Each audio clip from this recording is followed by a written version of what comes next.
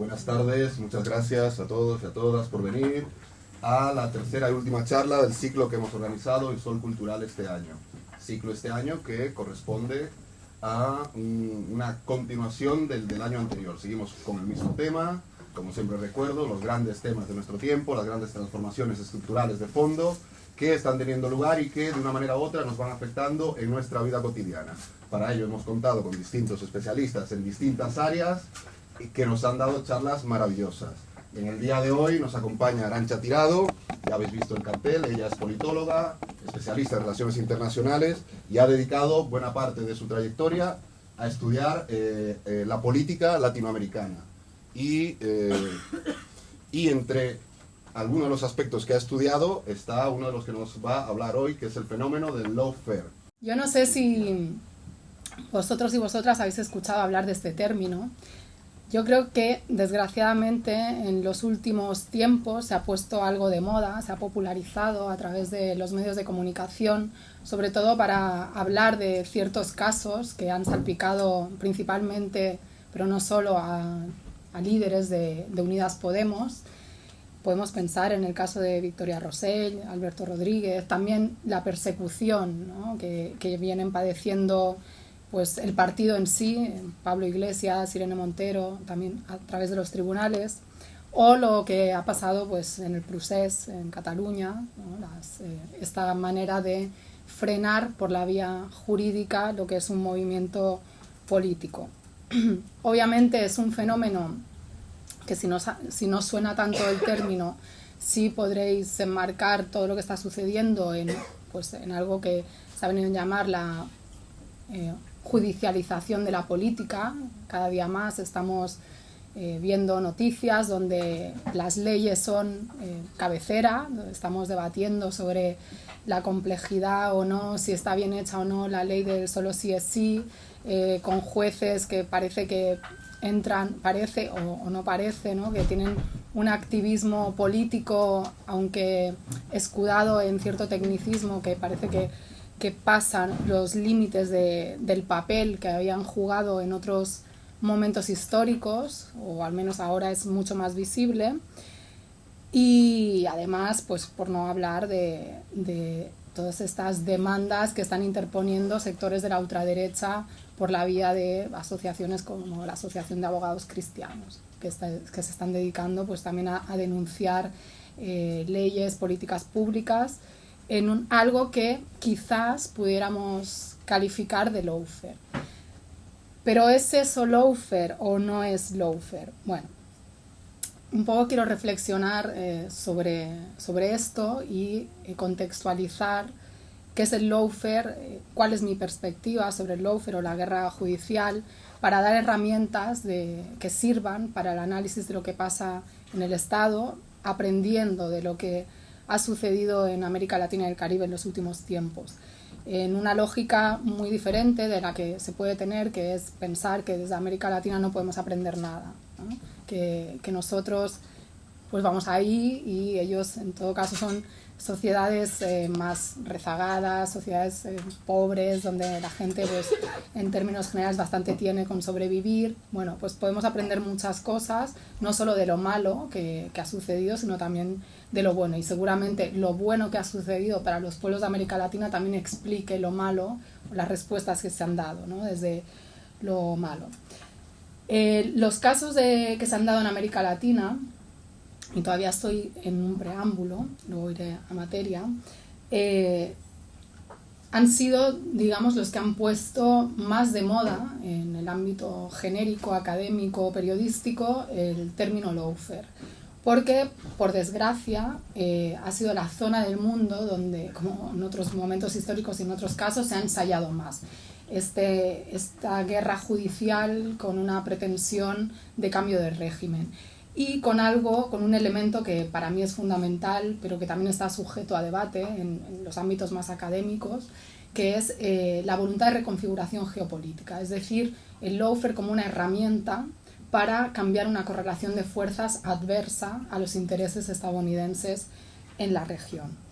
Esto ha provocado un debate que es que al trasladar esas experiencias al caso español, no siempre se ha considerado pues, lo que algunos analistas académicos han venido trabajando sobre qué es el lawfare, cómo se caracteriza. Bueno, son debates que a lo mejor uno puede decir, bueno, esto interesa a la gente que está en la universidad, en la academia, pero también es importante la precisión en los términos y no usarlo todo de manera laxa, porque si no se vuelve como un chicle que, bueno, pues ya todo es lawfare, ¿no? Cualquier persona que es perseguida judicialmente, pues dice que está padeciendo lawfare. Tenemos a Janine Áñez diciendo que es víctima de la persecución judicial, tenemos a Laura Borràs en Cataluña diciendo que es víctima del lawfare, y así, pues, quién sabe si pasado mañana la alcaldesa de Marbella también dirá que es víctima del lawfare porque la están investigando. Entonces, esto es importante, situar el debate para, primero, no justificar ningún acto delictivo o acto de corrupción, y luego iré, porque la corrupción es un elemento fundamental en el lawfare, desde el ámbito de la izquierda, ¿no? Para también defender las trincheras de la izquierda y exigir a las personas que se presentan con esas banderas pues, la máxima probidad, y por otro lado para evitar que la derecha pueda también escudarse en eso y darle la vuelta a un concepto que eminentemente se trata de una guerra judicial contra la izquierda. Porque ¿a quién le molesta? O sea, ¿quién molesta?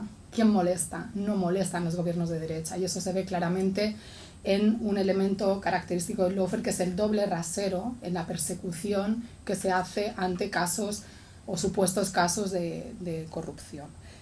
Pero bueno, me estoy adelantando un poco a entrar en materia después. En todo caso, en el Estado español es un fenómeno que empieza o lleva ya un tiempo popularizándose, leyéndose en los medios, y que por una parte es una buena noticia porque nos sirve para plantear un debate necesario, pero por otro también está el riesgo ese que os comento de que se pueda pues, utilizar de manera demasiado generosa.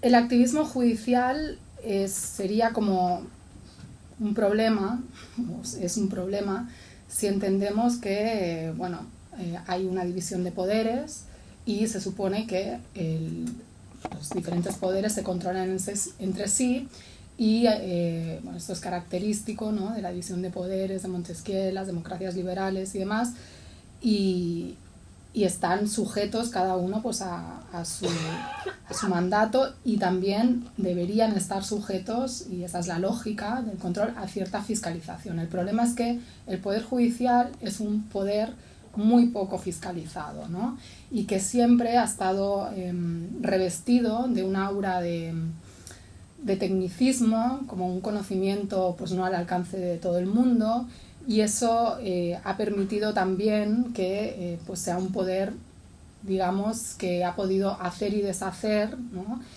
y que cuando adopta una función o más bien se politiza, y sería un largo debate en el que no voy a entrar, o si queréis luego podemos entrar en un turno de preguntas, intervenciones y demás, se dan situaciones que juristas, magistrados, en el caso del Estado español, ya están escribiendo libros al respecto, ¿no?, sobre la guerra de los jueces, pienso en Martín Fallín, entre otros, donde se da el riesgo, el peligro de que decisiones judiciales acaben revirtiendo decisiones del poder legislativo o del poder ejecutivo, que son poderes que al fin y al cabo tienen el mandato soberano. Cosa que el Poder Judicial, bueno, tiene una legitimidad que viene por otro lado, pero plantea pues, una situación en una democracia liberal formal, no entro en otro tipo de democracia, un poco delicada, ¿no? Porque, bueno, si pensamos en, por ejemplo, en Ada Colau, ¿no?, en el Ayuntamiento de Barcelona, que ya lleva más, creo, 10 denuncias o más de 10 denuncias en los últimos años ante tribunales por diferentes leyes o por supuestos casos de prevaricación, etcétera. Bueno, tenemos un caso en el que, pues, por ejemplo, tribunales han tirado para atrás una política pública que consistía pues dar servicio de dentista gratuito a colectivos desfavorecidos. Y esto, bueno, ante una reclamación del Colegio de Odontólogos, se tira para atrás y, bueno, seguramente ese juez o esa jueza está dictando una sentencia apegada a la ley, pero está yendo en contra de una política pública que tiene un beneficio social. ¿Qué quiero decir? Esto es un caso muy pequeño, que se multiplica mucho más cuando hay unos intereses todavía más poderosos, como es la disputa por recursos de países enteros, de países que además son muy ricos, en una realidad geopolítica que la potencia hegemónica, en este caso Estados Unidos, pues considera que no es favorable y que debe trastocar con todos los instrumentos a su alcance para ello, que han sido unos instrumentos a lo largo de la historia, pues de todo tipo, y de todo tipo significa golpes de Estado, asesinatos selectivos, financiación a contrainsurgencia, contra movimientos insurgentes, guerrilleros, etc. Es decir, toda una estrategia de política exterior al servicio de los intereses del complejo militar industrial, las empresas, la clase dominante al fin y al cabo de Estados Unidos, al servicio de la expansión de esos intereses en un área que para ellos, como dijo el Che Guevara en su época, era su reserva estratégica, ¿no? Es lo que también burdamente se conoce como el patio trasero, es decir, su área, entre comillas, natural de expansión e influencia. Entonces, con lo que eso implica, es decir, en Europa todavía, en este momento histórico, al menos en este país, en otros momentos históricos no tanto, las personas, la vida de las personas más o menos se respeta, ¿no? El enemigo político, el adversario, ahora mismo, en otro momento histórico no es asesinado, ¿no? Así, para quitártelo en medio. En otros contextos históricos esto no es así, ¿no? La vida no vale nada, no porque no valga, sino porque a lo mejor tiene precio, o sea, esta paradoja, y quienes molestan pues son eliminados, y da igual que sea un líder que canalice la voluntad de muchas personas o que sean muchas personas, ¿no? No ha habido ningún tipo de empacho por cambiar esa correlación. Entonces, antes de entrar en lo que es el lawfare propiamente y cómo se ha desplegado y dónde lo hemos podido observar y qué paralelismos podemos hacer con lo que está pasando en España y qué conclusiones podemos extraer, quisiera irme un poco a cuál ha sido la historia reciente de la región de América Latina y el Caribe, que es el escenario donde se ha producido esta guerra judicial. Bueno, pues podemos decir que en la lógica, desde el siglo XIX, ¿no? Con este diseño de la doctrina Monroe, el corolario Roosevelt, o sea, esta visión de América para los americanos, es decir, para los estadounidenses, ese territorio que tenía que controlar Estados Unidos como potencia hegemónica, sobre todo después de la Segunda Guerra Mundial, pero todavía en el marco de un mundo bipolar de Guerra Fría, donde América Latina constituye también un espacio de disputa de la influencia, ¿no? y de lucha, es decir, un territorio, como dijeron algunos, bastante caliente de la confrontación con la Unión Soviética, porque Estados Unidos acusó a la Unión Soviética de fomentar movimientos guerrilleros, de fomentar la subversión, pero en realidad pues esos procesos, muchos de ellos, la mayoría, pues respondían también a unas condiciones estructurales de pobreza y rezago histórico por toda una serie de factores, entre los que podemos incluir obviamente la conquista, colonización, estructuras institucionales determinadas, etcétera, etcétera, ¿no? Entonces, en esa pugna con la Unión Soviética, en este territorio se esgrime ese peligro del comunismo y esta amenaza del comunismo o el supuesto comunismo, porque a veces se veía el comunismo por encima de sus posibilidades, por decirlo con una expresión muy popularizada, pues constituye una excusa para mantener el statu quo o mantener pues a unas élites, una clase dirigente que lógicamente era funcional a los intereses de la clase dirigente estadounidense, porque tenía una visión de, algunos dirían hoy en día, colonialista, de entrega de los recursos, de facilitar la penetración de sus empresas y demás. Y en cualquier momento en que llegara pues un mandatario mínimamente soberano, no hablemos ya de revolucionarios, ¿no? De personas que quisieran poner freno a esa expansión, pues se desató toda una serie de pues, golpes de Estado, asesinatos, injerencias y demás. Pudiéramos decir que América Latina y el Caribe ha sido el laboratorio de esa política de cambio de régimen, que no ha sido exclusiva de la región, pero que se ha visto de manera más agudizada por esa proximidad, como esa importancia geopolítica, geoestratégica y geoeconómica para Estados Unidos, porque también se ha dado en otras partes del mundo, ¿no? O sea, no es el único caso. Y después de haber, pudiéramos decir, esquilmado a generaciones de jóvenes luchadores y luchadoras durante estos años de Guerra Fría, apoyando pues, a todas las dictaduras de seguridad nacional, financiando la contrainsurgencia, entrenando, ¿no?, a los que lucharon contra los sandinistas, etcétera, etcétera.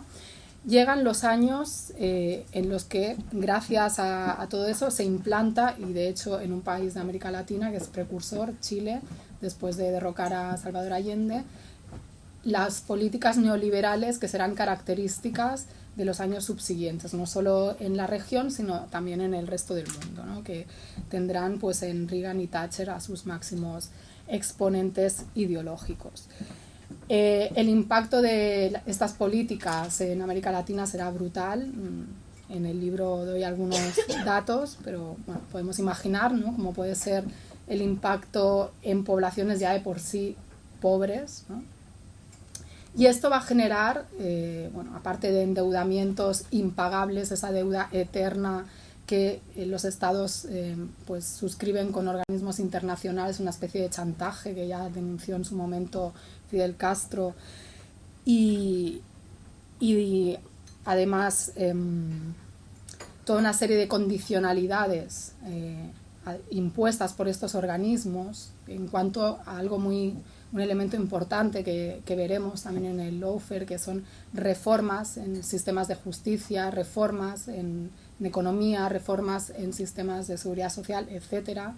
O sea, unas condicionalidades, un intento de moldear la realidad, la política doméstica de esos países, no solo hacerse con sus recursos, no solo aprovecharse de su mano de obra, sino también ese tener países como bajo un diseño favorable.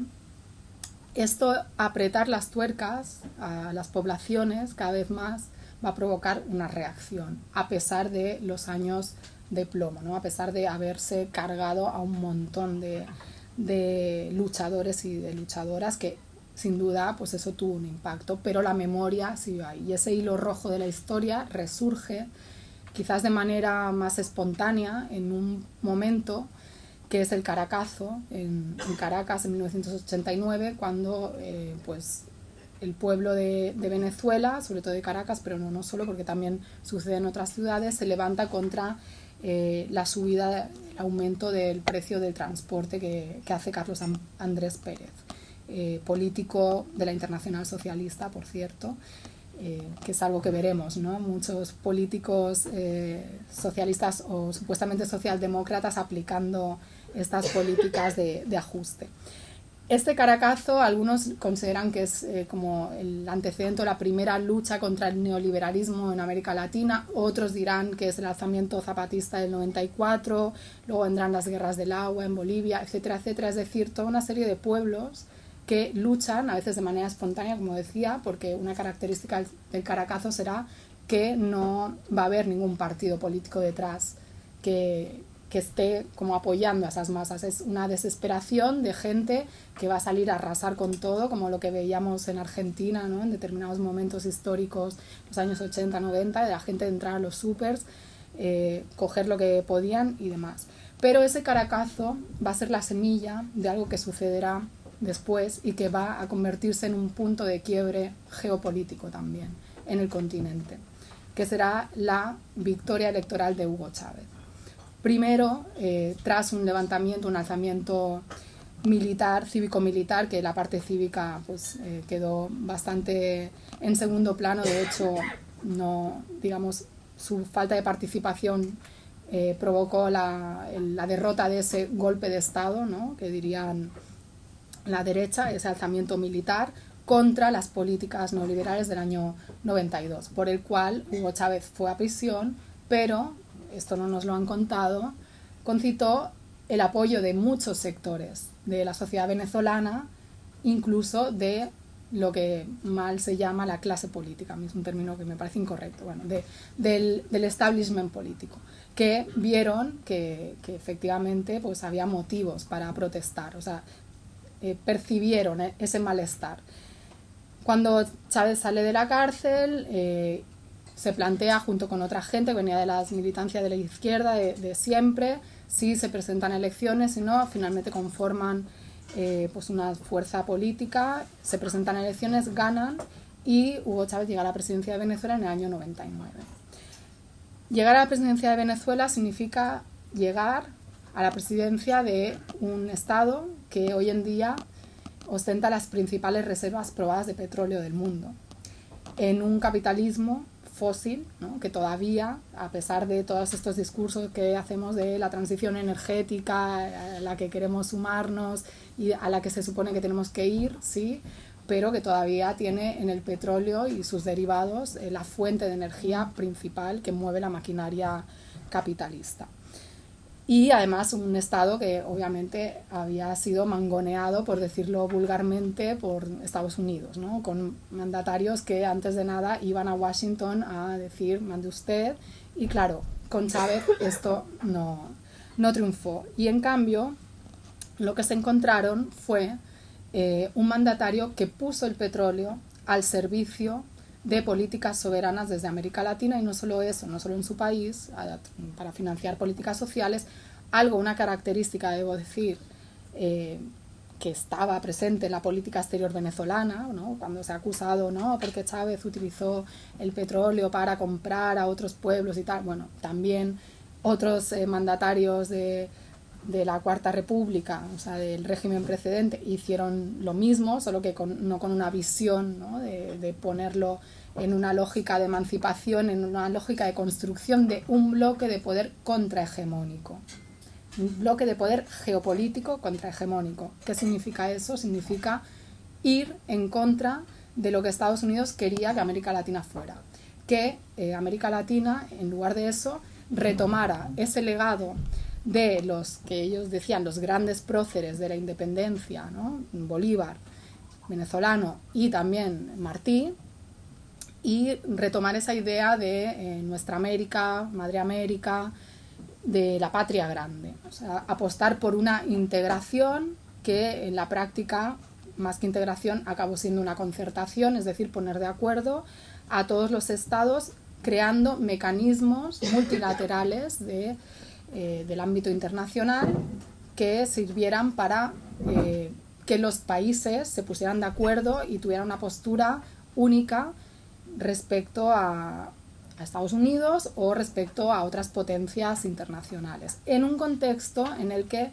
cabe decir, Estados Unidos venía padeciendo lo que muchos teóricos, incluso desde Estados Unidos, teóricos del establishment, o sea, defensores de Estados Unidos, consideraban que era pues una pérdida de hegemonía, ¿no? Este concepto de hegemonía, que sería, según algunos, el consentimiento, la aceptación de ideas apoyada por recursos materiales e institucionales, es decir, que tú ejerzas un poder y que los demás legitimen ese poder. Esa legitimidad del poder, digamos que estaba cada vez más mermada. De hecho, no solo en términos institucionales, en los presidentes, porque se puede ver, ¿no?, por la serie de presidentes que a partir de ese momento de izquierdas que fueron llegando, conformando lo que se ha venido a decir pues una ola rosa, rosa por no decir roja, ¿no?, porque no todo era muy rojo, ahí había un poco de todo, pero una ola progresista como expresión de la voluntad de esos pueblos. Esto es importante decirlo, ¿no? No se trata solo de presidentes y presidentas, sino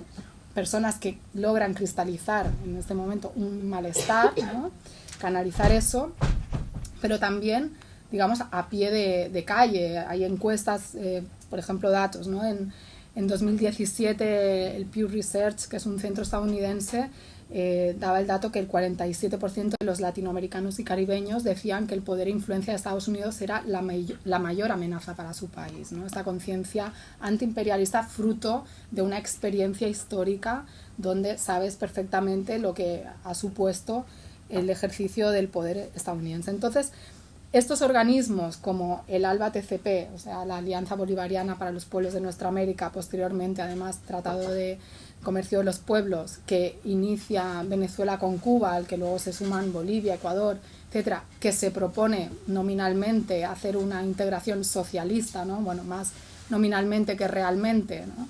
Porque esto conectaría con las posibilidades de construir el socialismo en un solo país, que nos llevarían a otros debates. Sería uno de los mecanismos, pero que implica relacionarse con otros países en una lógica totalmente contraria a la que operan las relaciones internacionales, donde se parte de la idea de que todo Estado maximiza su poder y todo Estado tiene que beneficiarse y la cooperación, digamos, es algo instrumental, no puede haber algo como una cooperación altruista. Luego, por otra parte, también se crea en estos años la Unión de Naciones Suramericanas, la UNASUR, que es otra instancia de concertación multilateral de los países sudamericanos. Y aquí hay que decir, no es que todos los países en ese momento histórico estuvieran gobernados por mandatarios ni siquiera, no digo revolucionarios, sino ni siquiera de izquierdas. O sea, el gran triunfo de este momento histórico, de esta coyuntura, y que yo creo que esto fue lo que hizo saltar más las alarmas, es que se logró que incluso mandatarios de derechas asumieran la idea de que la defensa de la soberanía nacional, la defensa de la explotación soberana de los recursos de cada país, algo tan sencillo y evidente, era un tema transversal ideológicamente, que tenían que defender tanto mandatarios de izquierdas como de derechas. Esto no quiere decir que no se pudiera participar en estos organismos y a la vez tener una relación privilegiada o tratados de libre comercio con Estados Unidos, ¿no? O sea, ambas cosas eran perfectamente plausibles, pero digamos que esa fortaleza de estos instrumentos, que además la guinda del pastel será la CELAC, la Comunidad de Estados Latinoamericanos y Caribeños, que se funda en Caracas en el año 2011, en diciembre de 2011, y que implica el intento de sustitución de mecanismos en lógica panamericana, es decir, creados por Estados Unidos para la defensa de sus intereses en momentos de Guerra Fría, como la Organización de Estados Americanos, que luego que tuvo un momento, digamos, de capa caída gracias a la creación de la CELAC, pero que luego con el debilitamiento que vino posteriormente de la CELAC tomó un nuevo vuelo y nuevos bríos, sobre todo para el ataque a Venezuela. Todos estos mecanismos conformaron ese bloque de poder contrahegemónico que revirtió la correlación de fuerzas geopolítica en la región y que además, y esta es una de mis hipótesis, coadyuvó a esa transición geopolítica en la que se encuentra el mundo producto de la pérdida de hegemonía, será relativa, será como sea, esto es un debate académico, pero que se puede observar en el desplazamiento del eje económico hacia Asia-Pacífico, en la mayor penetración de China y sus empresas, además públicas, muchas de ellas en las economías latinoamericano-caribeñas. China es primer socio comercial, segundo socio comercial de muchos países ya, la influencia rusa, es decir, un mundo donde ya Estados Unidos no puede controlar, y además un mundo sobre todo donde se produce algo crucial para entender todo esto, que es la disputa por los recursos.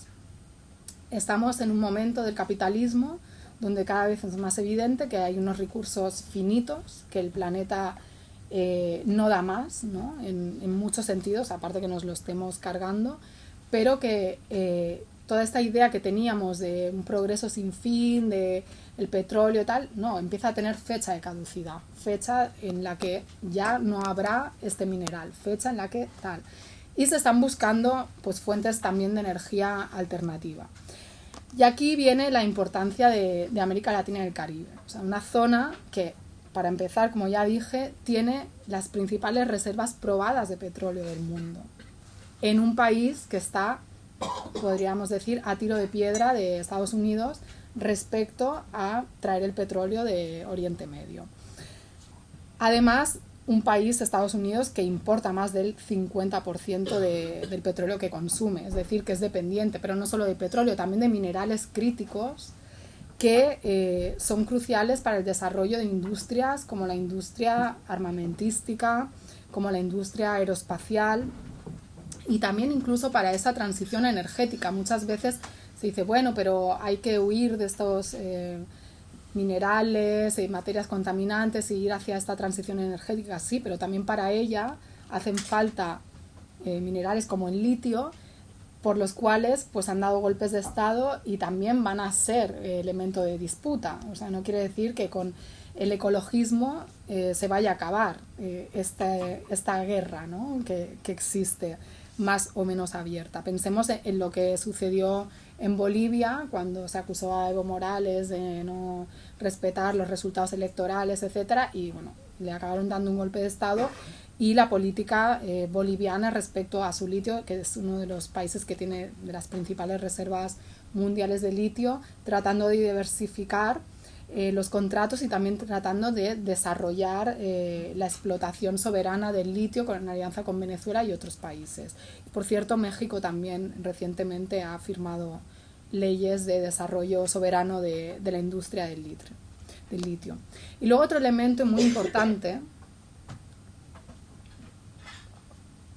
que es la biodiversidad y los recursos hídricos.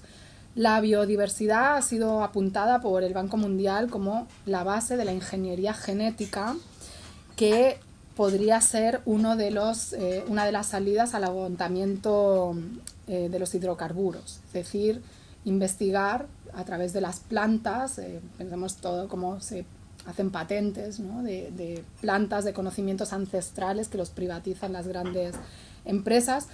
América Latina, por ejemplo, tiene el 68% de los bosques tropicales, el 40% de las especies animales y vegetales del mundo. Solo Brasil tiene una quinta parte de la biodiversidad del planeta, gracias al Amazonas, por eso es tan importante, ¿no? Quién gobierne Brasil, por eso hay que estar muy atentos a todas las declaraciones cuando se plantean esta pugna de quién tiene que explotar, entre comillas y sin comillas, el Amazonas, si tiene que ser Brasil o tiene que ser la humanidad, bueno, la humanidad, pero ¿quién? Para defensa de qué intereses, de qué clase. Y además también hay diferentes cuencas en América Latina que constituyen la mayor reserva de agua dulce del planeta, ¿no? Mad Max nos suena, ¿no? La guerra por el agua. Bueno, esto suena a futurista, distopía, pero quizás no estamos tan lejanos. Los latinoamericanos y caribeños decían que el poder e influencia de Estados Unidos era la mayor amenaza para su país, ¿no? Esta conciencia antiimperialista, fruto de una experiencia histórica donde sabes perfectamente lo que ha supuesto el ejercicio del poder estadounidense. Entonces, estos organismos como el ALBA-TCP, o sea, la Alianza Bolivariana para los Pueblos de Nuestra América, posteriormente además Tratado de Comercio de los Pueblos, que inicia Venezuela con Cuba, al que luego se suman Bolivia, Ecuador, etcétera, que se propone nominalmente hacer una integración socialista, ¿no? Bueno, más nominalmente que realmente, ¿no? Porque esto conectaría con las posibilidades de construir el socialismo en un solo país, que nos llevarían a otros debates. Sería uno de los mecanismos, pero que implica relacionarse con otros países en una lógica totalmente contraria a la que operan las relaciones internacionales, donde se parte de la idea de que todo Estado maximiza su poder y todo Estado tiene que beneficiarse, y la cooperación, digamos, es algo instrumental, no puede haber algo como una cooperación altruista. Luego, por otra parte, también se crea en estos años la Unión de Naciones Suramericanas, la UNASUR, que es otra instancia de concertación multilateral de los países sudamericanos. Y aquí hay que decir, no es que todos los países en ese momento histórico estuvieran gobernados por mandatarios ni siquiera, no digo revolucionarios, sino ni siquiera de izquierdas. O sea, el gran triunfo de este momento histórico, de esta coyuntura, y que yo creo que esto fue lo que hizo saltar más las alarmas, es que se logró que incluso mandatarios de derechas asumieran la idea de que la defensa de la soberanía nacional, la defensa de la explotación soberana de los recursos de cada país, algo tan sencillo y evidente, era un tema transversal ideológicamente, que tenían que defender tanto mandatarios de izquierdas como de derechas. Esto no quiere decir que no se pudiera participar en estos organismos y a la vez tener una relación privilegiada o tratados de libre comercio con Estados Unidos, ¿no? O sea, ambas cosas eran perfectamente plausibles, pero digamos que esa fortaleza de estos instrumentos, que además la guinda del pastel será la CELAC, la Comunidad de Estados Latinoamericanos y Caribeños, que se funda en Caracas en el año 2011, en diciembre de 2011, y que implica el intento de sustitución de mecanismos en lógica panamericana, es decir, creados por Estados Unidos para la defensa de sus intereses en momentos de Guerra Fría, como la Organización de Estados Americanos, que luego que tuvo un momento, digamos, de capa caída gracias a la creación de la CELAC, pero que luego, con el debilitamiento que vino posteriormente de la CELAC, tomó un nuevo vuelo y nuevos bríos, sobre todo para el ataque a Venezuela. Todos estos mecanismos conformaron ese bloque de poder contrahegemónico que revirtió la correlación de fuerzas geopolítica en la región y que además, y esta es una de mis hipótesis, coadyuvó a esa transición geopolítica en la que se encuentra el mundo producto de la pérdida de hegemonía, será relativa, será como sea, esto es un debate académico, pero que se puede observar en el desplazamiento del eje económico hacia Asia-Pacífico, en la mayor penetración de China y sus empresas, además públicas, muchas de ellas en las economías latinoamericano-caribeñas. China es primer socio comercial, segundo socio comercial de muchos países ya, la influencia rusa, es decir, un mundo donde ya Estados Unidos no puede controlar, y además un mundo sobre todo donde se produce algo crucial para entender todo esto, que es la disputa por los recursos. Estamos en un momento del capitalismo donde cada vez es más evidente que hay unos recursos finitos, que el planeta no da más, ¿no? En muchos sentidos, aparte que nos lo estemos cargando, pero que toda esta idea que teníamos de un progreso sin fin, de el petróleo y tal, no, empieza a tener fecha de caducidad, fecha en la que ya no habrá este mineral, fecha en la que tal. Y se están buscando pues fuentes también de energía alternativa. Y aquí viene la importancia de América Latina y el Caribe, o sea, una zona que, para empezar, como ya dije, tiene las principales reservas probadas de petróleo del mundo, en un país que está, podríamos decir, a tiro de piedra de Estados Unidos respecto a traer el petróleo de Oriente Medio. Además, un país, Estados Unidos, que importa más del 50% del petróleo que consume, es decir, que es dependiente, pero no solo de petróleo, también de minerales críticos que son cruciales para el desarrollo de industrias como la industria armamentística, como la industria aeroespacial y también incluso para esa transición energética. Muchas veces se dice, bueno, pero hay que huir de estos minerales y materias contaminantes y ir hacia esta transición energética. Sí, pero también para ella hacen falta minerales como el litio, por los cuales pues han dado golpes de estado y también van a ser elemento de disputa. O sea, no quiere decir que con el ecologismo se vaya a acabar esta guerra, ¿no? que existe, más o menos abierta. Pensemos en lo que sucedió en Bolivia cuando se acusó a Evo Morales de no respetar los resultados electorales, etcétera, y bueno, le acabaron dando un golpe de estado, y la política boliviana respecto a su litio, que es uno de los países que tiene de las principales reservas mundiales de litio, tratando de diversificar los contratos y también tratando de desarrollar la explotación soberana del litio en alianza con Venezuela y otros países. Por cierto, México también recientemente ha firmado leyes de desarrollo soberano de la industria del litio. Y luego otro elemento muy importante que es la biodiversidad y los recursos hídricos. La biodiversidad ha sido apuntada por el Banco Mundial como la base de la ingeniería genética, que podría ser una de las salidas al agotamiento de los hidrocarburos, es decir, investigar a través de las plantas, pensemos todo cómo se hacen patentes, ¿no? de plantas, de conocimientos ancestrales que los privatizan las grandes empresas. América Latina, por ejemplo, tiene el 68% de los bosques tropicales, el 40% de las especies animales y vegetales del mundo. Solo Brasil tiene una quinta parte de la biodiversidad del planeta gracias al Amazonas, por eso es tan importante, ¿no? Quién gobierne Brasil, por eso hay que estar muy atentos a todas las declaraciones cuando se plantean esta pugna de quién tiene que explotar, entre comillas y sin comillas, el Amazonas, si tiene que ser Brasil o tiene que ser la humanidad, bueno, la humanidad, pero ¿quién?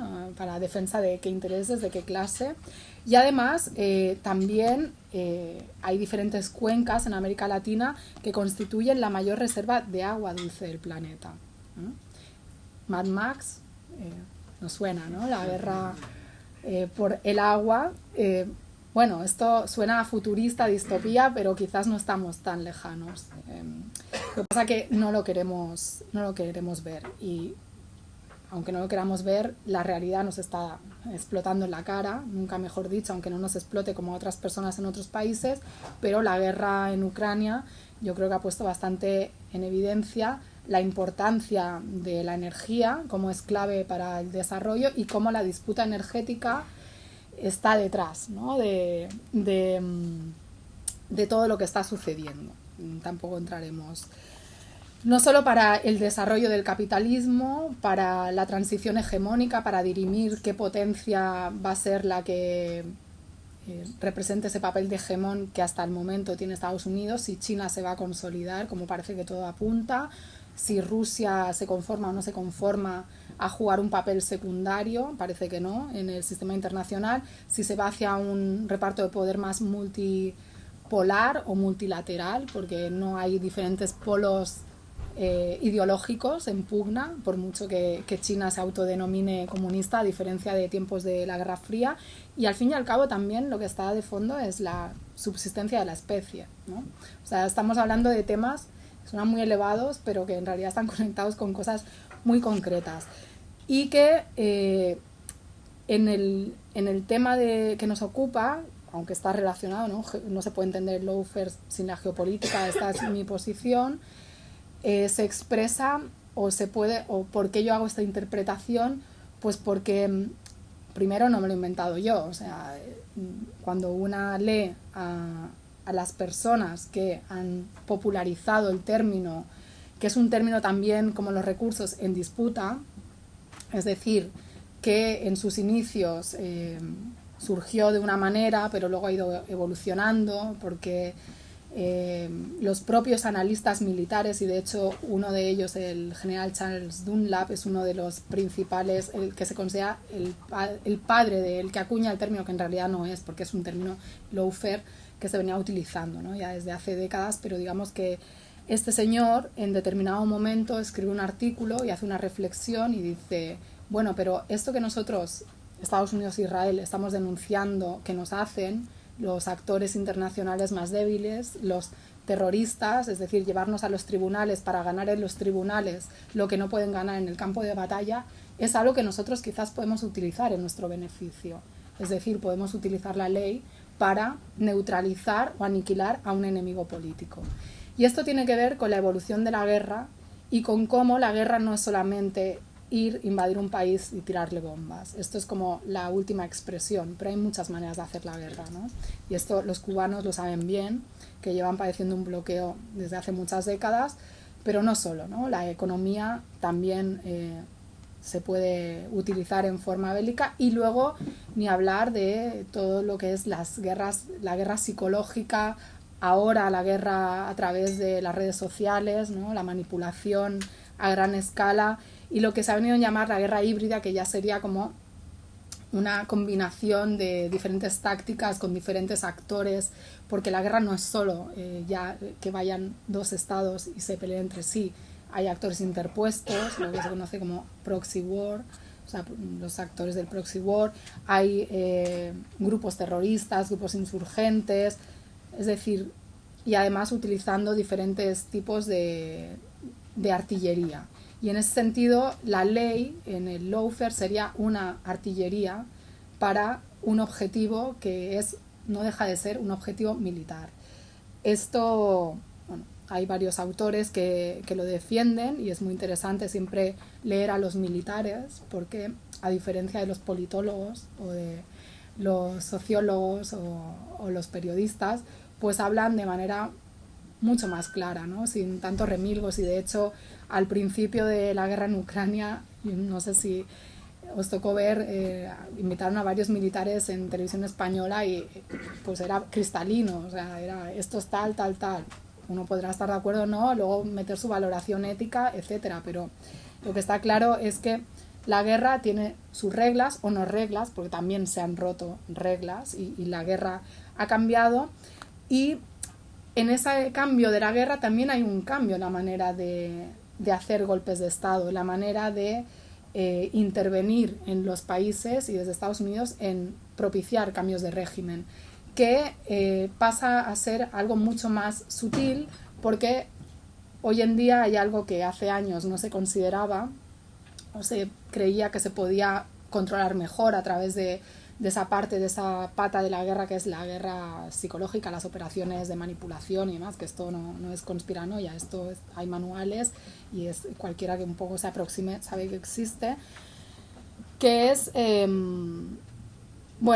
la opinión pública mundial, que después de, por ejemplo, manifestaciones masivas contra la guerra de Irak, pues muchos analistas se dieron cuenta de que toda la propaganda de las armas de destrucción masiva, todo el justificar esto de las guerras humanitarias, ¿no? Como se hizo en Kosovo y demás, vamos a ir ahí por la democracia, que esto no suena, todavía se usa, vamos a defender los valores europeos o los valores de la democracia occidental, las normas internacionales frente a los tiranos, etcétera. Bueno, toda esta propaganda pues no es tan efectiva. ¿Por qué? Porque la gente está más formada, hay gente que todavía tiene memoria histórica, sabe cómo funciona el poder, lo que se ha hecho en América Latina y el Caribe, pero no solo.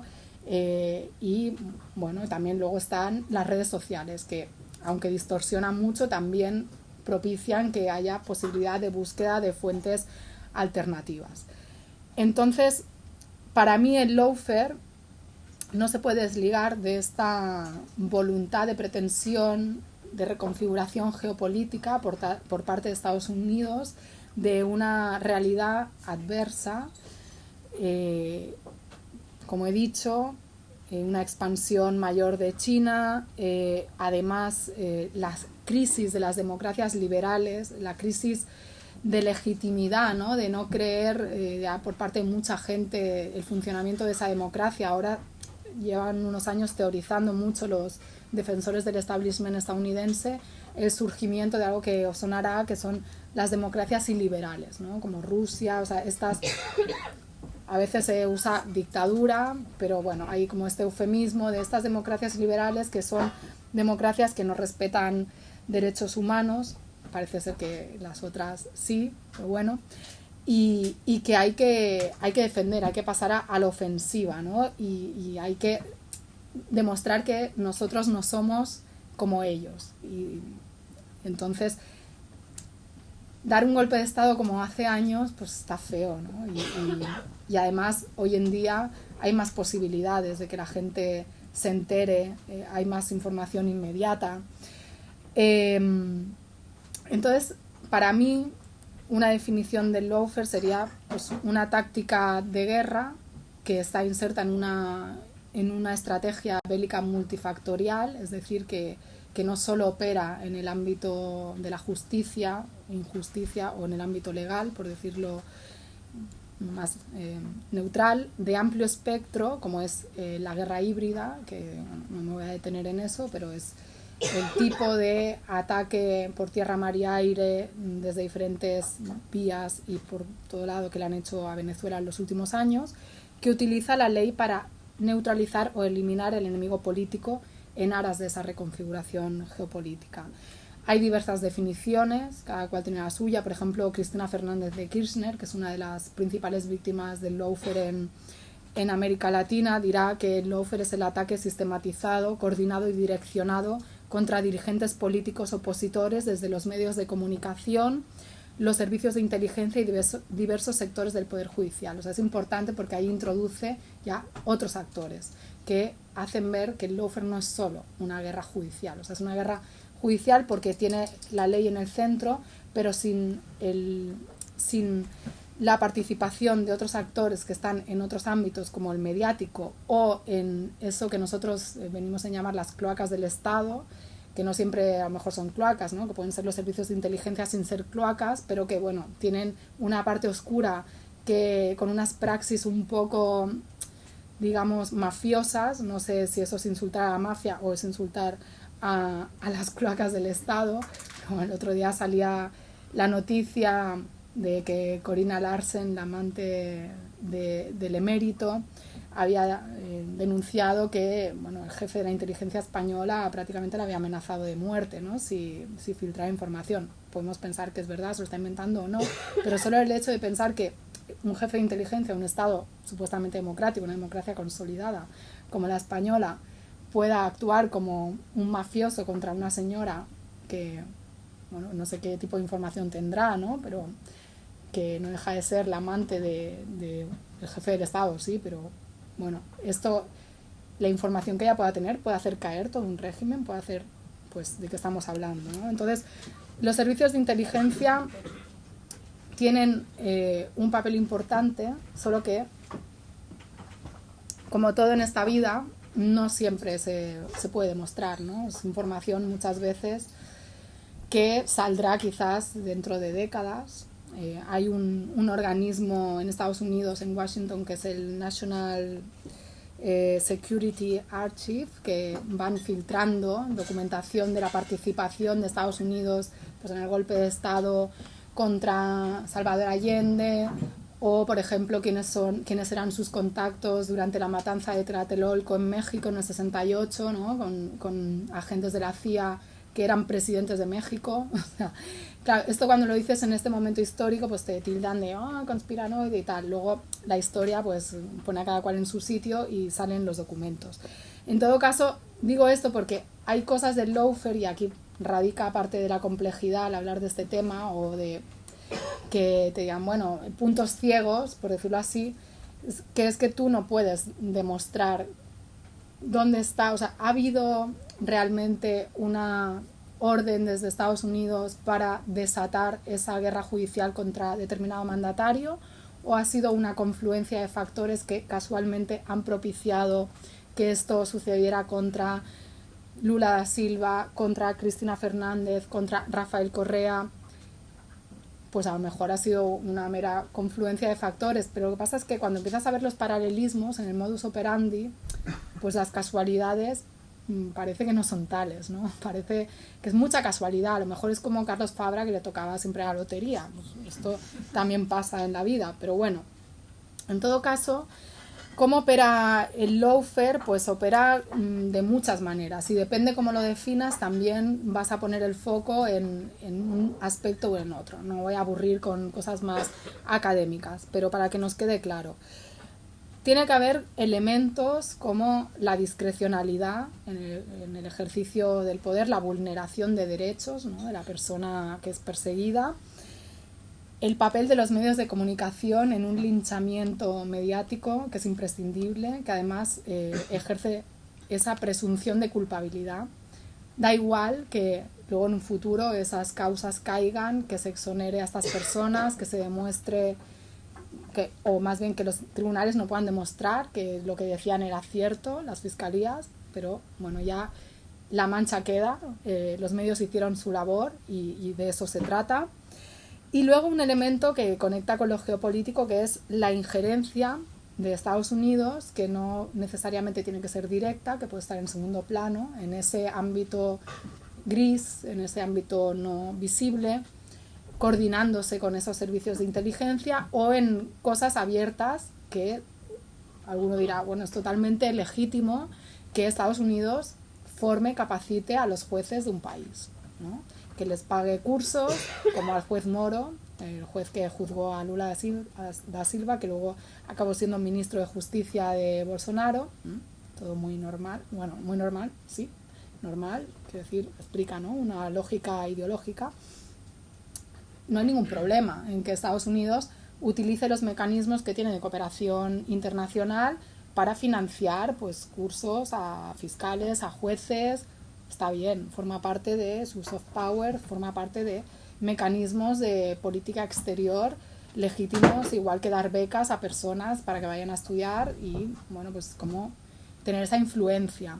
Lo que pasa es que no solo eso, también hablábamos de estas reformas estructurales que se exigió a los países de América Latina para conceder préstamos que también fueron del ámbito de la justicia, que implicaron también cambios en los sistemas de impartición de justicia. Yo no soy especialista en derecho, pero bueno, las personas que han estudiado esto lo pueden enumerar mucho mejor, que no solo se ha dado ahí, que se da de maneras más sutiles. Por ejemplo, en México, que mi amigo Jorge, que está aquí, conoce bien, pues el hecho de que varios expresidentes estudiaran en Estados Unidos, y no solo estos expresidentes, tuvo un impacto, por ejemplo, en cambiar los currículos de las carreras de economía.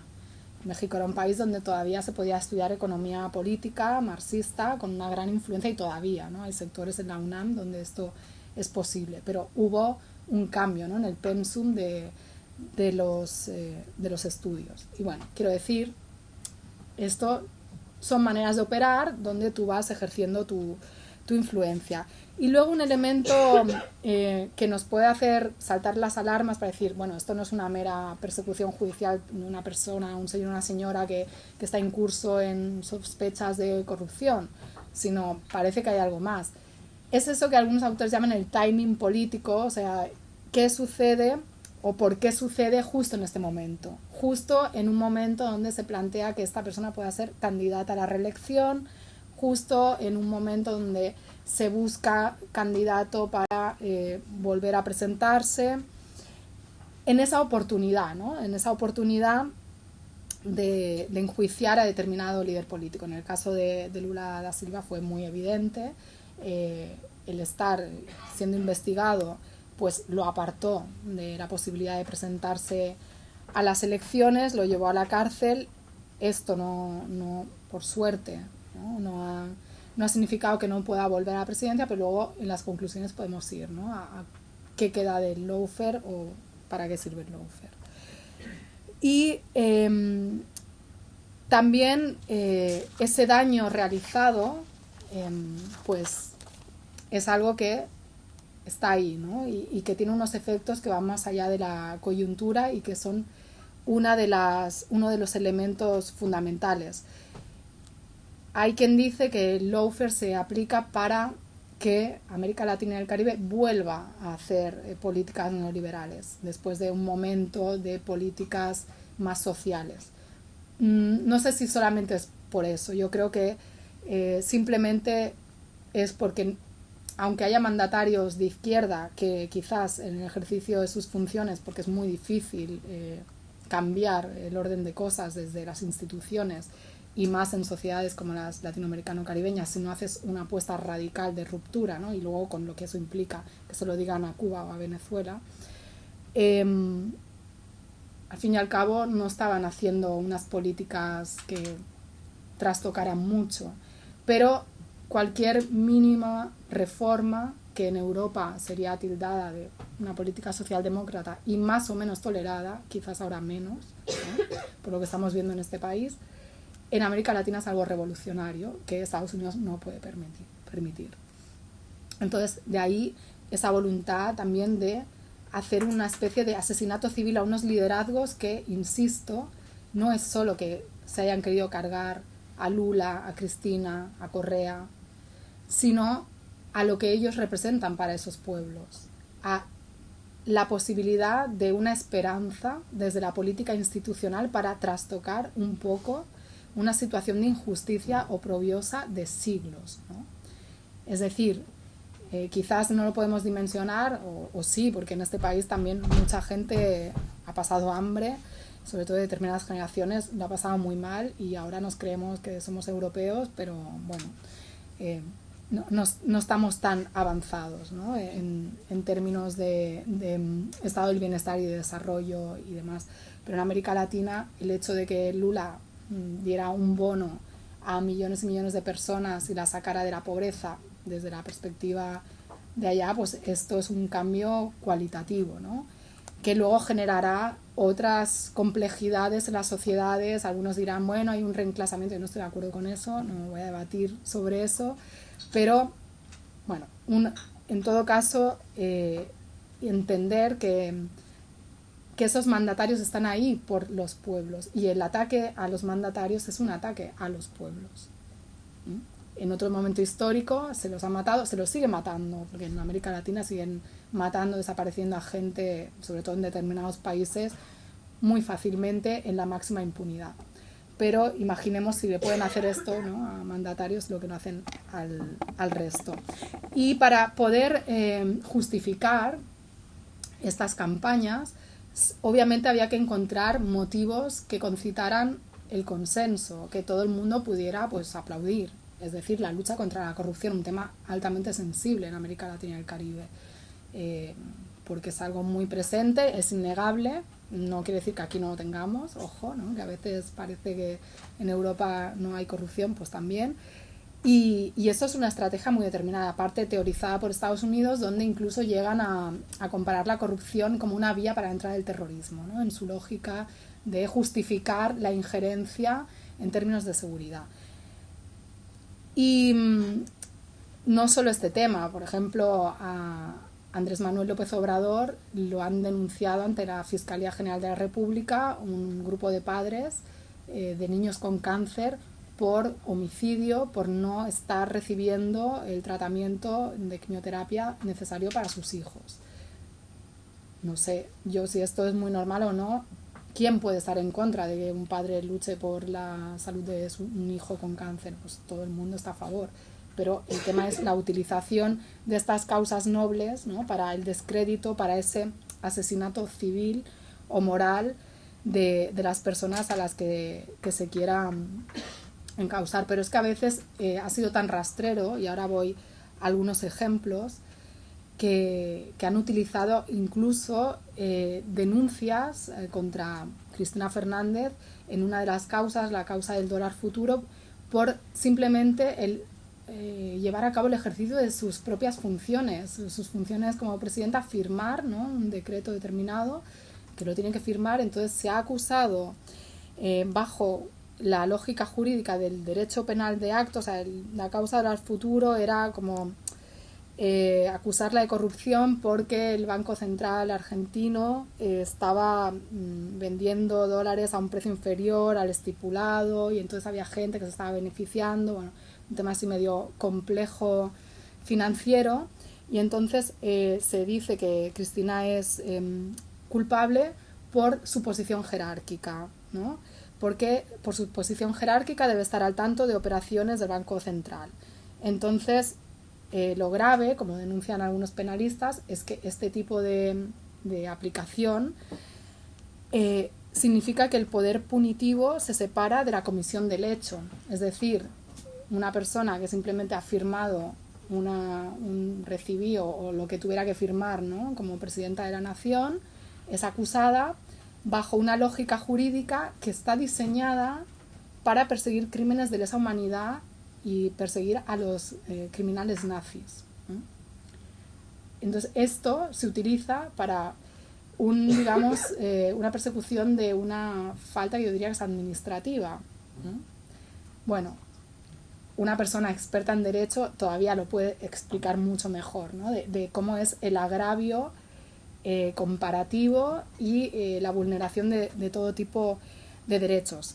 Aparte, otro elemento de esos curiosos paralelismos, y me decís lo del tiempo porque creo que me estoy extendiendo mucho, pero voy a ir cerrando, es, por ejemplo, el uso de arrepentidos, que paralelismos de cosas que han sucedido tanto en Argentina como en Ecuador, que es la existencia de arrepentidos testigos que casualmente llevan unos cuadernos de contabilidad donde anotan las mordidas, pero que son cuadernos que han sido escritos a posteriori con una precisión memorística increíble, ¿no?, de las cantidades, y que, bueno, que organismos encargados de ver cuando esto se ha escrito, bueno, se han dado cuenta de que, digamos, que estaban falseadas esas pruebas y tantas otras. Como, por ejemplo, acusar a Lula Silva de tener un apartamento que pues, él nunca visitó, ¿no? Como, por ejemplo, en Argentina, pues que todas las causas de investigación, de persecución contra no solo Cristina Fernández, porque yo he mencionado presidentes, pero el lawfare también se ha aplicado contra funcionarios intermedios, eso también es importante decirlo, que se utilizara en los tribunales un software de asignación de casos que casualmente era como la lotería de Carlos Fabra, siempre tocaba al mismo tribunal, ¿no? O sea, algo que estadísticamente era muy poco probable. Y claro, cuando vas atrás y empiezas a rascar, ¿qué ves? Ves que, por ejemplo, pues Cristina Fernández, igual que Rafael Correa, hacen, cuando están en la presidencia, intentan hacer una reforma del espectro, de la distribución del espectro radioeléctrico, es decir, de quitarle poder a grandes corporaciones mediáticas que pues habían considerado que el espacio mediático era suyo, tenía que ser privado. Y entonces, en una lógica de democratización, algunos dirán de golpismo del Estado que contra la libertad de expresión, pero bueno, esto lo hemos escuchado en muchos procesos de cambio en América Latina, donde el hecho de que se haya dado más espacio a radios comunitarias, a medios alternativos, a medios públicos, se ha interpretado por parte del sector mediático privado como un ataque a la libertad de expresión, cuando es otro tipo de cosa, pues ahí podemos ver también la inquina de unos medios que fueron fundamentales para generar toda esta imagen, ¿no?, de Cristina corrupta, de Lula corrupto, de Correa corrupto, o sea, Correa que no puede regresar a Ecuador porque tiene no sé cuántas órdenes rojas de estas de Interpol de persecución, de lo que incluso han reconocido estos medios, el grupo Clarín en Argentina, uno de los afectados por esta reforma, que ha reconocido que ellos hicieron periodismo de guerra contra la presidenta. Así, tal cual, o sea, sin ningún tipo de ambaje, ¿no? Y luego otro elemento que es fundamental y que creo que sería muy interesante plantearlo como tema de debate, y creo que está, de hecho, en los acuerdos del gobierno de coalición actual, que es la reforma judicial y sobre todo la reforma del acceso a la carrera judicial, que es un tema clave también para entender por qué el lawfare puede operar. O sea, los jueces son parte fundamental, yo creo que no son el centro, son un brazo ejecutor, pero también lo pueden hacer porque, digamos, hay un sesgo de clase, ¿no?, en términos generales en el ámbito jurídico. Y aparte de que tradicionalmente, pues desde el marxismo siempre se ha denunciado que pues la ley es un instrumento también de clase, ¿no?, en el marco del capitalismo. Entonces, Cristina Fernández planteó una reforma judicial que, por una parte, quería que hubiera una reforma del Consejo de Magistratura que fuera elegido por voto popular, no que fueran los propios jueces los que lo eligieran. Y luego también una ley de ingreso democrático al Poder Judicial, que planteaba que sectores tradicionalmente fuera de ese ámbito o que habían tenido el paso barrado, no formalmente, no oficialmente, pero sí en la práctica, todo el mundo que viene a la clase obrera sabe lo difícil que es poder llegar a la universidad, ni se diga pues meterse a hacer oposiciones a juez, fiscal, con lo que cuesta, etcétera, etcétera, en el marco de un Estado europeo como es España. Podemos pensar lo que puede ser eso en Argentina. Entonces ella hace unas reflexiones que no voy a leer para no extender ahí sobre esto, y obviamente pues también se puede ver cómo todas estas políticas de democratización, de reparto de la riqueza de manera un poco más equitativa, aún siendo en una lógica de redistribución de políticas sociales asistenciales, ¿no?, son concebidas como un elemento a parar. Y en el caso de Brasil, pues un punto muy importante que no quiero dejar de mencionar es que en esos momentos también coincide con el descubrimiento de una gran reserva de petróleo, del presal, que la petrolera pública brasileña, Petrobras, iba a explotar digamos, en exclusiva. Y esto es algo que a través de Wikileaks sabemos, por las filtraciones de Julian Assange, ¿no?, que todavía sigue en prisión, y podemos entender, ¿no?, el ejercicio, lo que es la defensa de los derechos humanos por parte de Estados Unidos, cuando alguien denuncia su vulneración a los derechos humanos, que le aplican, ¿no?, los que van dando lecciones de derechos humanos al mundo.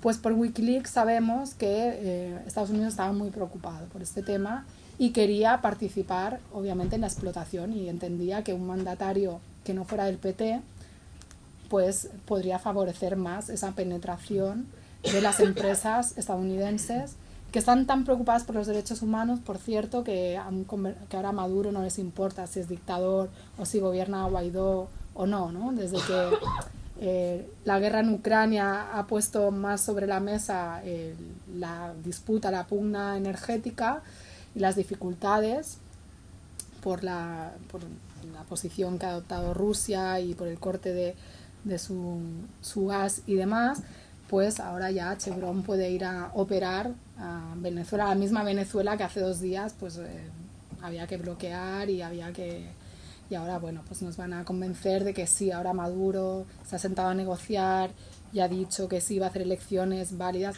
Da igual que todas las que ha hecho previamente hayan sido válidas, bueno, no para Estados Unidos, pero bueno, seguramente gracias al petróleo, pues las elecciones que vengan en Venezuela pues serán válidas y todos estaremos contentos. Entonces, bueno, pues eso, esa importancia del petróleo, de los recursos, del Amazonas, de no solo los recursos en sí, porque sería muy reduccionista, ¿no?, decir que solamente es una cuestión económica material. Hay algo simbólico fundamental también para un imperio en decadencia, que es esa hegemonía que se está perdiendo, ese disciplinar a los que se rebelan ante tu dominio. Estados Unidos necesita acabar con el mal ejemplo. Cuba no es ningún tipo de amenaza para Estados Unidos, tampoco Venezuela, por mucho que sacaran el decreto Obama diciendo que era una amenaza inusual para la seguridad estadounidense. Lo que supone una amenaza es la posibilidad de que haya pueblos en América Latina y el Caribe o en otras partes del mundo que vean que se puede, no ya que se debe, sino que se puede hacer políticas alternativas con todas las dificultades y con todos los límites. Entonces, ese acabar con el mal ejemplo también está detrás del lawfare. Y para ir cerrando, pues yo creo que es un tema para mí fascinante, porque nos permite ver cómo el poder, cómo se ejerce el poder también en esos ámbitos donde no siempre se pone la lupa, ¿no? A veces vemos lo superficial, pero no vemos lo que hay, nos quedamos como en la punta del iceberg, y que hay que ser suspicaces siempre con lo que nos cuentan los medios. Esto no quiere decir que tengamos que a priori defender a gente y creerla solo por el hecho de ser afines a nuestra ideología. Yo creo que también hay que exigir, sobre todo a la gente que se presenta para defender a los desfavorecidos, un nivel de ética superior, pero también hay que denunciar toda la hipocresía que se monta y la mentira, la manipulación, para acabar con esas experiencias, y no tanto porque haya una legítima lucha, defensa de la corrupción, la democracia y tal. Podríamos entrar a ver quiénes son estos organismos de transparencia internacional que se dedican a valorar, ¿no?, si hay más o menos corrupción, quién los fundaron, ¿no?, un tipo de la inteligencia estadounidense, un funcionario del Banco Mundial. Bueno, si hacemos un análisis de clase de la política, pues todo el mundo tiene unos intereses de clase, y obviamente los intereses de clase que puede tener una persona de la clase dirigente estadounidense seguramente no serán ni siquiera los de la clase trabajadora estadounidense, y ni se diga de los pueblos de América Latina. Y por último, algo que suena muy maximalista y tal, porque estamos en guerra, aunque no lo veamos, ¿no? Y no me refiero a esto que nos dicen algunos para convencernos que suben los precios porque estamos en guerra con Ucrania. No, estamos en una guerra de clases, en una guerra, además, guerra de clases que hemos estado siempre, pero hoy en día el mundo y Europa cada vez lo está viendo más, está hacia una posible conflagración abierta entre grandes potencias, que es lo que los estudiosos de relaciones internacionales han puesto siempre como elemento que acaba dirimiendo la disputa por el poder, el ejercicio de la guerra y bueno, no tenemos tan lejano, ¿no?, otras guerras mundiales, y esa escasez de recursos va a ser un acelerador. Y es bueno ser consciente, ¿no?, de dónde estamos parados, y es bueno también ser consciente de que la guerra no es solo que un país vaya a invadir a otro y a meterse en el territorio y a matar personas. Hay otras maneras de matar a personas, que son con las políticas económicas. Y esto en América Latina pues lo saben bastante bien. O sea, políticas económicas que impiden que personas tengan acceso a agua potable, a vacunas, a una... No hablo ya del COVID, de la vacuna del coronavirus, sino vacunas básicas. Todavía poblaciones en América Latina donde gente, indígena sobre todo, pero no solo, ve morir a sus hijos porque no tiene una vacuna, ¿no? Que en otras partes del mundo pues es algo básico que se tiene, o porque no tiene un hospital cercano, ¿no? Y los gobiernos que llegan con la voluntad de prestar esos servicios tan esenciales que todo ser humano debería tener derecho pues a disfrutar, son tildados de comunistas, como si fuera un insulto, pero bueno, comunistas, bolivarianos, populistas, etcétera, ¿no? Toda esta reconfiguración ideológica superestructural para justificar unos intereses que pasan al fin y al cabo pues por la mera economía, por seguir haciendo negocio por parte de una clase dirigente totalmente, bajo mi punto de vista, miope, que no ve más allá, ¿no?, del beneficio a corto plazo, esa lógica capitalista que no piensa en el planeta, en lo que va a dejar a sus descendientes, no les importa, es quemar lo de ahora y ya está. Pero algo para la esperanza, y concluir, Estados Unidos no es infalible, el lawfare no es infalible, ¿no?, como otras estrategias de cambio de régimen, de injerencias y demás, pues pueden fracasar. El mayor ejército del mundo también puede ir a Vietnam y ser derrotado, ¿no? Lula está ahí, claro, está ahí, pero en una situación de una debilidad que quizás si no se hubiera aplicado el lawfare para frenar una potencialidad, una oleada de gobiernos que se pusieron de acuerdo, que construyeron esos mecanismos de integración, de concertación, que lo primero que hicieron las derechas al llegar con la alternancia política fue cargárselos, y que ahora poco a poco se están reconstruyendo con la presidencia de Andrés Manuel López Obrador, con Fernández en Argentina, con Lula seguramente en Brasil, poco a poco tratando de volver a conseguir ese consenso de defensa de la soberanía, que no será fácil porque hay que hacer concesiones también han tenido que hacer concesiones ante una derecha que ha avanzado, ¿no? Porque Bolsonaro ha perdido, pero el bolsonarismo ahí está, ¿no? Y todo este papel de la religión que se metió a través de los grupos evangélicos, que viene de la Guerra Fría, ¿no?, para combatir a la teología de la liberación, sigue ahí y está cogiendo cada vez más fuerza en la política latinoamericana. Entonces, no es infalible, queda la mácula, pero yo creo que hay que hacer ejercicios de memoria, ejercicios de explicación de estos procesos históricos que a veces cuesta entender porque son muy próximos y van cambiando, ¿no? Y esto también al analista o al estudioso pues le genera dificultades, ¿no?, para reinterpretar y demás, porque es la única manera pues de difundir lo que yo creo que es una verdad, y la historia lo pondrá en su sitio, como ha puesto en su sitio a Lula, ¿no? Y nada, y cuantos más sepamos lo que pasa, pues menos seguramente nos podrán engañar desde los poderes hegemónicos, sean políticos, sean económicos, sean mediáticos, etc. Muchas gracias.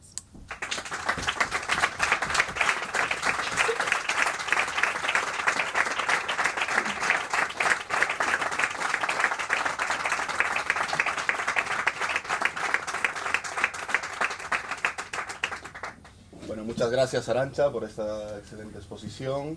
Abrimos ahora turno a preguntas. Por favor, que sean preguntas. Bueno, Siempre se puede acompañar una reflexión, que no está nada mal. Es francamente enternecedor, ¿no? Ver la defensa que has hecho en Maduro.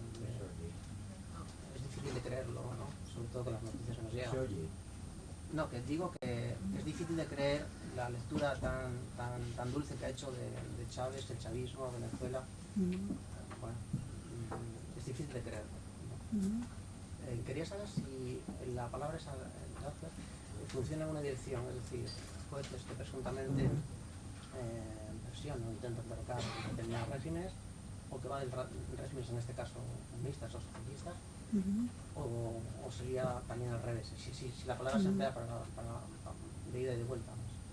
Sí, en su origen, de hecho, Estados Unidos concibe el lawfare como el ataque que le hacen, o sea, las denuncias que le interponen en tribunales internacionales, qué sé yo, o Israel, Hezbollah y otros, o sea, sí. Y de hecho, pues también hay gente que dice que la oposición nicaragüense está padeciendo el lawfare de Daniel Ortega, o que Janine Áñez es una víctima del lawfare y demás.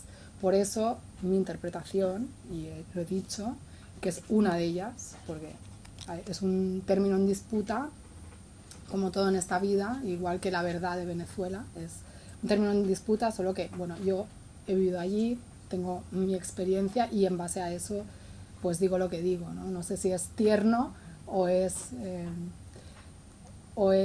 más bien como un compromiso ideológico con un pueblo que lucha frente a los ataques de una potencia hegemónica. Y luego, obviamente, hay gente en ese pueblo que no está contenta con su dirigencia, bien fuera Chávez en su momento o Maduro, desde diferentes posiciones, pero seguramente, más allá de los discursos que llegan aquí, que son solo unos, muy parcializados y solo de una parte de la oposición, también hay gente crítica en Venezuela que no interpreta que el hecho de que no esté de acuerdo con la profundidad de los cambios revolucionarios en su proceso implica avalar la lectura que hace la derecha de su país, o las clases dominantes, o comprar todo el discurso que se vende en Estados Unidos. Podemos debatir de Venezuela en concreto, o sea, ¿por qué? ¿En qué sería tierno? O sea, ¿cuál es qué elemento no es creíble? Bueno, es una cuestión ideológica. Yo no creo lo que has dicho. Yo creo que hay una represión brutal. Tú has vivido, mucha gente, tenemos familias allí y están viviendo una represión brutal. ¿Represión brutal? ¿Cómo se concreta? Pues, asesinatos, muertes, corrupción, etcétera. ¿Asesinatos, muertes, cuántos? Porque yo quisiera, no, y esto es serio, una cosa es que haya corrupción en Venezuela, esto yo creo que todo el mundo, yo no voy a poner la mano en el fuego por decir que no hay corrupción en Venezuela, porque, vamos, seguro, o sea, la había antes y seguro sigue, pues son prácticas claramente muy difíciles de erradicar, y el poder atrae, todo ejercicio del poder, incluso en procesos revolucionarios, atrae toda una serie de trepas de gente que se llena la boca diciendo que es revolucionaria y que está por otros motivos, esto en todo. Pero que se diga que hay asesinatos y represión brutal, esto no lo compro. No lo compro porque he vivido en México y si hubiera un solo asesinado, uno, por parte del gobierno de Maduro, sería portada en la prensa, hubieran hecho casos, reportajes, todo. ¿Cuántos asesinados? ¿Cuánta gente ha sido asesinada por Maduro o por Chávez en su momento por sus ideas políticas? ¿Quieres decir que las fronteras de Colombia no están abarrotadas o no han estado abarrotadas de gente? No, usted ha dicho asesinatos. Sí, otra cosa es otra cosa es no, pero es que me parece importante, o sea, y yo no tengo ningún problema en debatir, y agradezco también, o sea, de hecho a mí me gusta la crítica y confrontar, pero es que me parece grave, y por eso yo escribí un libro, aparte porque hice mi tesis doctoral sobre política exterior de Venezuela, he vivido ahí, antes de vivir ahí estaba vinculada con compañeros de la Asamblea Bolivariana, es decir, conozco también muchos venezolanos que no tienen ese discurso, porque claro, el argumento de yo tengo familia en Venezuela, pues yo también tengo muchos amigos en Venezuela que no dicen esto, obviamente hay dos lecturas, ¿no? Y hay una confrontación política de un país que está dividido, cierto. Pero cuando se hace una crítica política hay que discernir muy bien entre hechos y opiniones. Hechos, o sea, que hay gente en la frontera, sí, podemos ¿por qué hay gente en la frontera? Ahí podemos discrepar de los motivos. Ahora, que hay gente asesinada por el régimen venezolano, por sus opiniones políticas, una represión brutal, esto sí que no. O sea, perdón, esto no es así. Es una cuestión de credibilidad, yo no creo... No, es como datos. Bueno, yo sí creo... Yo no pretendo convencerlo, yo le digo que esto no es así. O sea, porque si hubiera eso, yo no defendería a ningún país que mata a personas por sus ideas políticas. Pero yo me conozco y sé quién soy. Otros quizás sí. No sé. Tratemos de no monopolizar, porque luego nos vamos a tomar una cerveza y luego podéis seguir discutiendo No. a tope de ello. Si alguien más tiene alguna pregunta, una cuestión... No, pero es que es importante porque forma parte, o sea, para mí es ejemplificante de las dificultades de denunciar todas estas campañas que penetran por los medios de comunicación, pero que son ideas que se asientan y que surgen en think tanks, en laboratorios de ideas, para desacreditar procesos de cambio, ¿sí? Que no son idílicos y que tienen 1000 contradicciones y que mucha gente revolucionaria en Venezuela tiene 1000 críticas.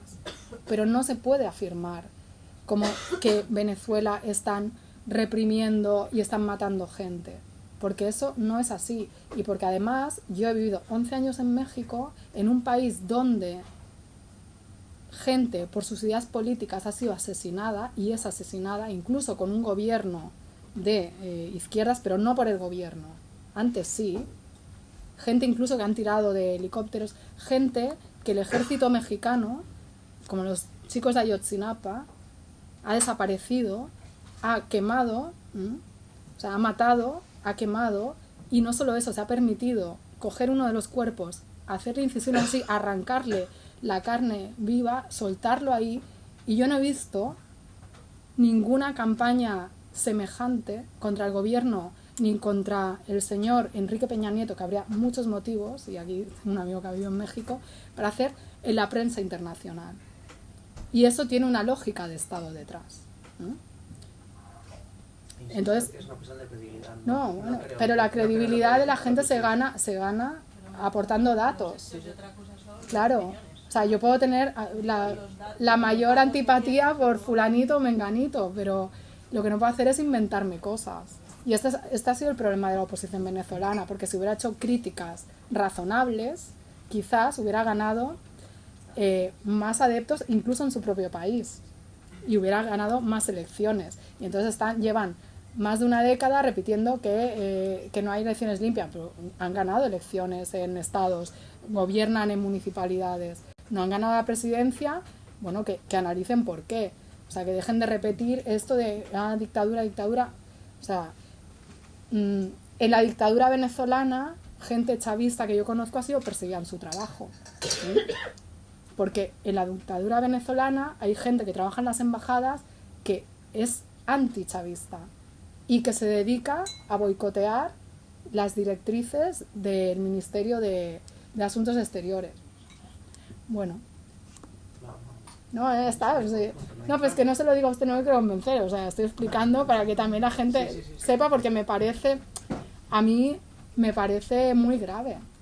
Me parece, o sea, sumamente grave. Otra cosa es que a uno no le guste Maduro, el gobierno, que le parezca cuestionable, qué sé yo, declaraciones, prácticas, manera de relacionarse con la oposición, su relación con el Partido Comunista, yo qué sé. Pero decir que en Venezuela hay una represión brutal y que se está matando a gente por sus ideas políticas, eso me parece un ejercicio de deshonestidad intelectual. Y que además juega con el chantaje de apelar a los buenos sentimientos de la gente, que obviamente empatiza con el sufrimiento de otros. Y es no entender lo que ha pasado en Venezuela cuando hablamos de toda la gente que ha salido de Venezuela.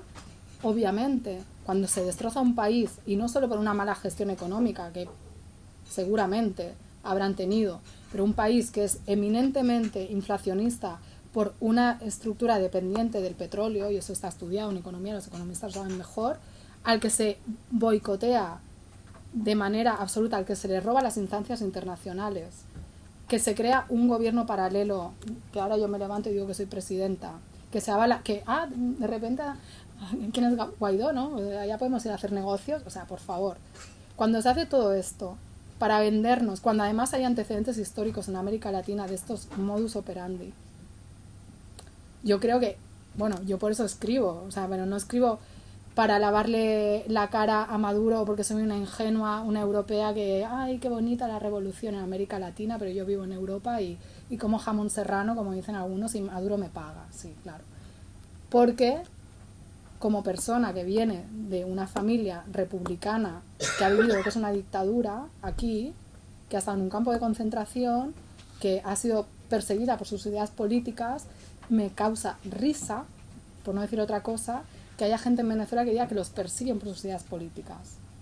Porque yo he vivido en Venezuela y yo como chavista, yo como chavista me he tenido que no solo vestir de otro color, porque yo no podía salir a la calle de color rojo, en el barrio donde yo vivía, que era un barrio opositor. Claro, usted puede preguntar la otra versión y contarán su historia, pero por esta otra historia no nos llega. Luego la gente que saque sus conclusiones. Pero esa gente chavista de los barrios, pobre, que gracias a ese gobierno ha tenido una mejora en sus condiciones de vida... No lo creo. Bueno, yo... Si quiere le mando mi tesis doctoral con datos internacionales, no lo digo yo, ahora está peor. O sea, hubo una mejora de la pobreza, ahora otra vez cayó y obviamente la situación en Venezuela es crítica, dramática y tienen un montón de problemas. Pero no entender, analizarlo como una cosa de unilateralmente una culpabilidad a la que además, eso bueno, vale, pero añadirle esto me parece gravísimo. Pero bueno, también el lawfare es eso, porque a Maduro se le ha intentado llevar a los tribunales internacionales para juzgarlo por crímenes de lesa humanidad, ¿no? Bueno, ya está. Solo hay que ver quién denuncia, cuáles son sus argumentos, qué aporta y ya está. Y la historia pondrá a cada cual en su sitio. Sí, bueno, yo volviendo al lawfare, como ha sido una estrategia tan sistemática durante las últimas décadas y que por supuesto ha podido tener visibilidad, o sea, que si lo ves en conjunto en el continente eres consciente de que sí ha pasado, pero ¿crees que puede seguir pasando? Porque ya están como las alertas disparadas, entonces con un Boric, con un Gustavo Petro, con quienes nos están llegando de nuevas y pretenden también esa transformación, o ya no sería posible, puede haber otros mecanismos, o sea, ¿cómo se plantea? Si ellos mismos pueden estar alerta ante esto también.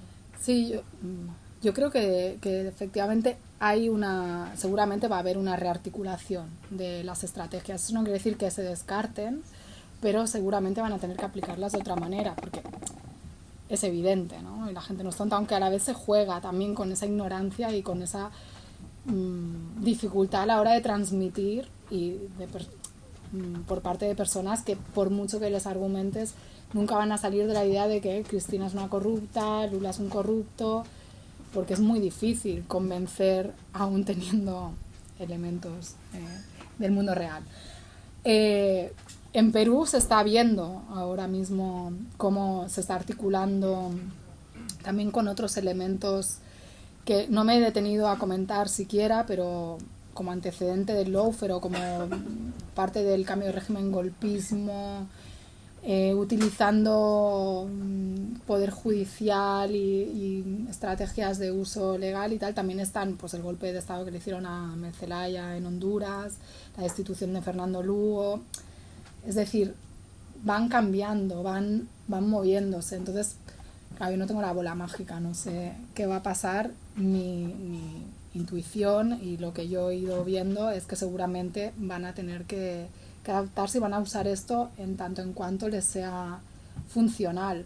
En Perú pues están con eso, ¿no? Con un congreso que está en un activismo también y tratando de hasta donde entiendo, de encausar al presidente pues por persona que no tiene pues la capacidad, ¿no? Para gobernar, y no es descartable que lo usen, pero si sirven otras cosas, usarán otras cosas. Y todo eso va a depender también de la correlación de fuerzas interna, de que tanto haya movilización y conciencia por parte de las poblaciones de que eso es un lawfare, o se queden con la idea de que, bueno, en realidad pues ahora mismo están juzgando a Cristina porque tiene mucho que tapar y demás, ¿no? Hablas de Cristina y de Lula como si estuvieran... Yo tengo una percepción totalmente distinta de esos dos presidentes. O sea, de Lula lo tengo clarísimo, que han ido a por él y todo eso, pero de Cristina Fernández a lo mejor estoy subyugada por las informaciones, pero tengo otra percepción de Cristina Fernández, como que ella y su marido se han... ahora me pongo yo, luego te pones tú, no sé, tengo otra idea de ella, o sea, y luego toda la cantidad de propiedades que tiene ella en donde, el pueblo donde es ella. Han salido muchos reportajes aquí en la prensa de distintos periódicos que no me parece como que ella se ha enriquecido. Esa es la idea que yo tengo, pero no lo sé, o sea, es un poco lo que yo leo aquí. Sin embargo, Lula, pues lo veo, ¿verdad?, muchísimo más. Además, la gestión de Lula hacia el país ha sido buenísima. O sea, Lula bajó la hambruna y subió el nivel de la vida de la gente y todo eso. Fernández, no he visto yo que tenga unas políticas así sociales, no sé si... Es que me ha parecido como que hablas de todos los presidentes como si fueran un poco todos parecidos. A mí me parece, por ejemplo, totalmente diferentes. El presidente que está de México, a mí me parece que está haciendo también una buena labor. O sea, AMLO me parece una persona que lo está intentando y están yendo a por él, eso está clarísimo, ¿no?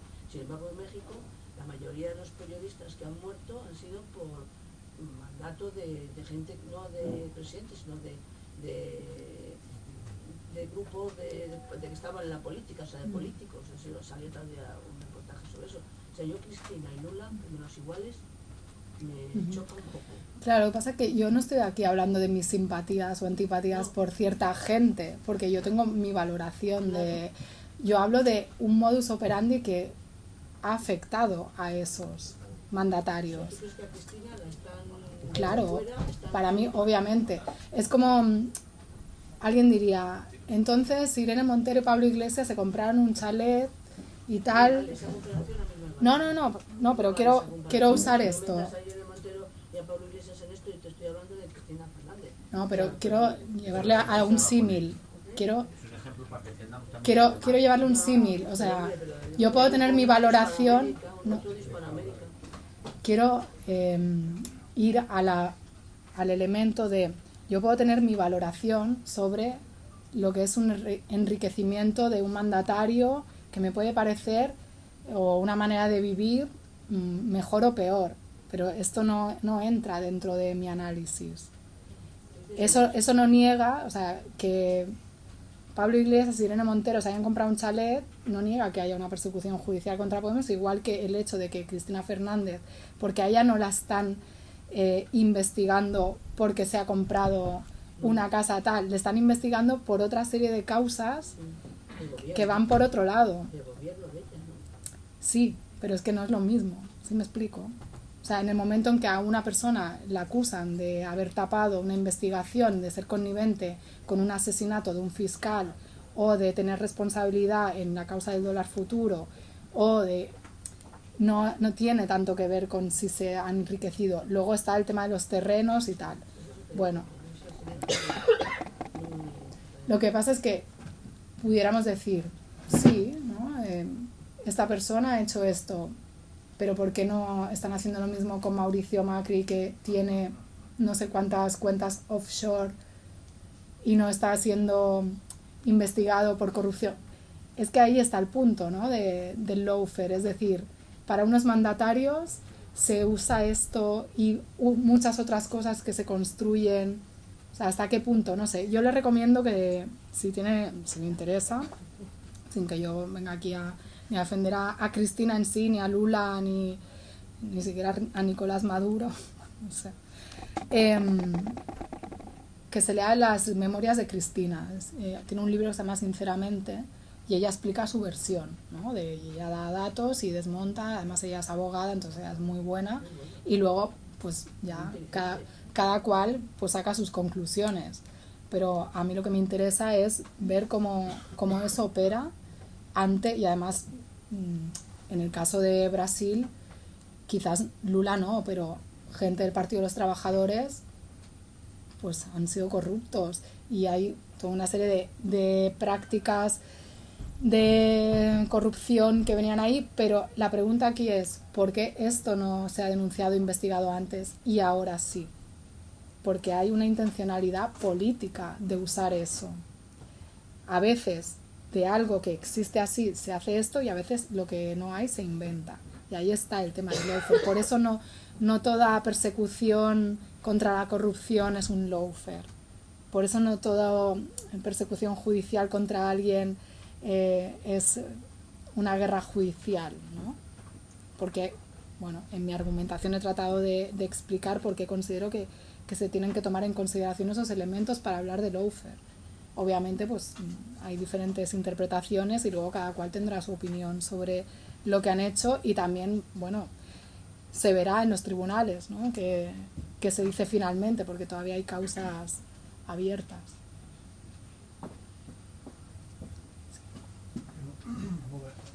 Primero lo de Cristina, cuando entró en el gobierno el marido, le pagaron 3 millones de dólares. Al día de hoy siguen teniendo 3 millones. No se le conoce ni casa, ni se le conoce en finca, ni que eso es un cuento chino. Eso es falso. Le han entrado otra vez en su casa, la policía, le han destruido la casa 3 veces, le han buscado la casa que viene del sur, no han encontrado nada. Todo eso es falso. Todo es falso. Es decir, eso son mentiras que se montan sobre una dirigente progresista de izquierda. Pero si tú miras, por ejemplo, que hay 6 presidentes, entre ellos Cristina, que estaban teniendo cáncer, también es un poco sospechoso.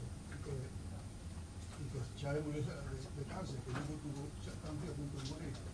Eso también es un ataque contra... Es la década ganada que se dice en ello, ¿no?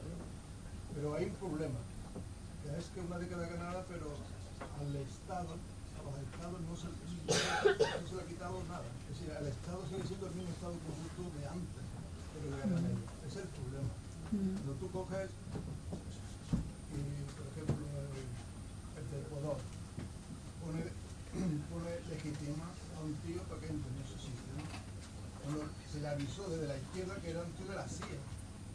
Y la prepotencia le hizo que lo puso, mira lo que pasó. Quiero decir, cuando no se ataca a los estados, cuando no se ataca la columna vertebral, eso me parece que son como cosas como de nada, que no lleva a nada. Si todo el progreso con los Kirchner, los 12 años, fue tremendo.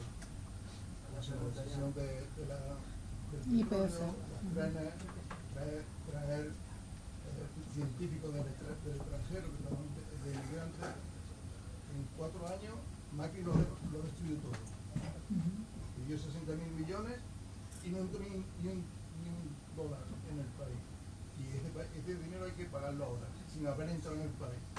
Esto es terrible lo que ha pasado. O por ejemplo, y eso ya acabó. ¿Por qué Mujica es un santo en Europa?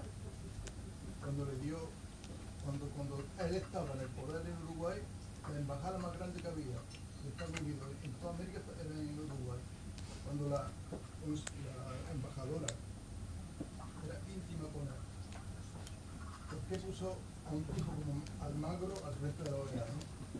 Y es un santo en Europa. Cuando tú ves que la concentración de tierra más grande que hubo en Uruguay fue porque ha vendido las tierras públicas a multinacionales.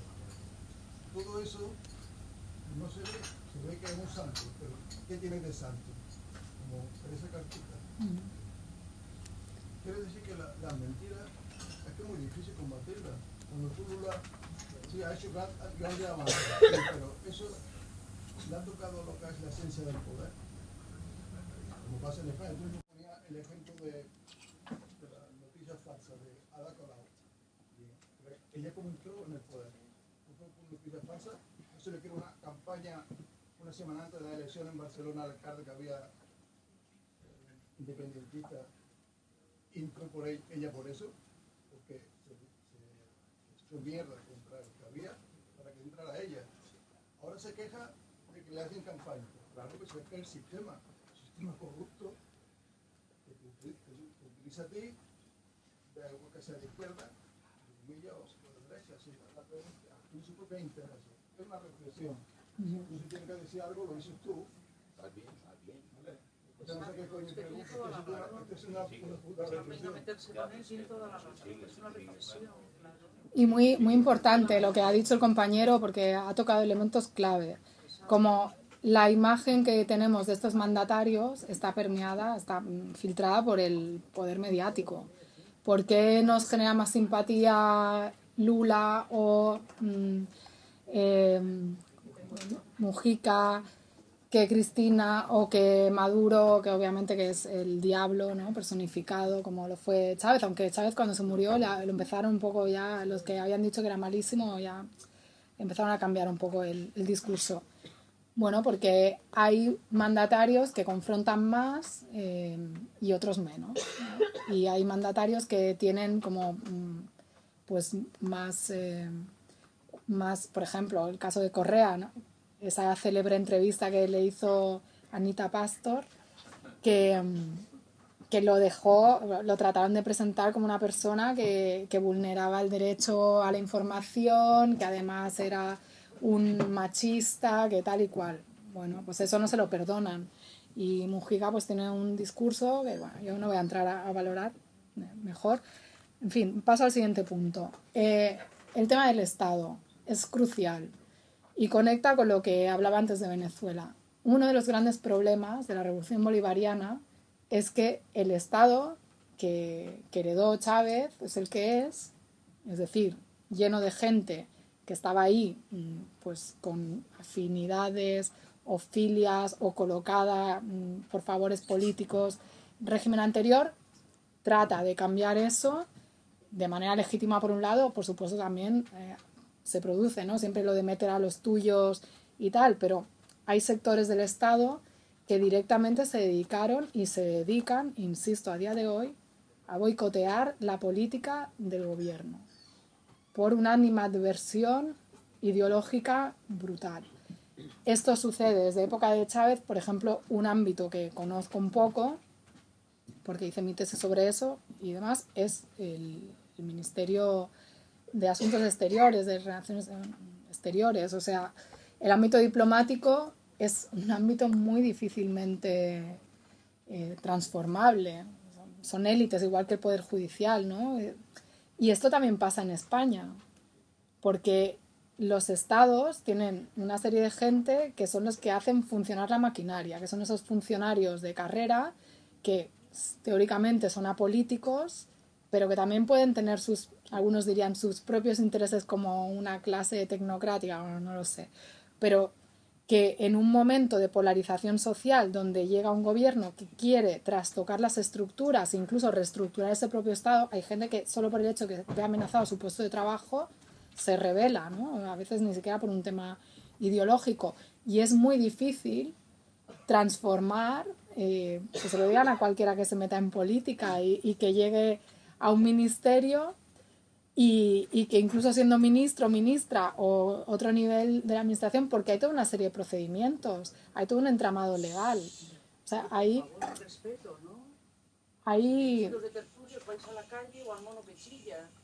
no se enfaden. Estamos acabando. Yo no me entero, desde aquí estoy un poco sorda, así que da igual. Pues eso, que sí, que es algo clave, pero también sí tiene que existir esa pluralidad en el Estado, es decir, que llegue alguien y cambie a todos los funcionarios del Estado, pues tampoco, ¿no? Porque hay diferentes niveles, pero en procesos de transformación tan brutales o tan radicales, como sobre todo ha sido el caso venezolano, ahí ha sido muy evidente.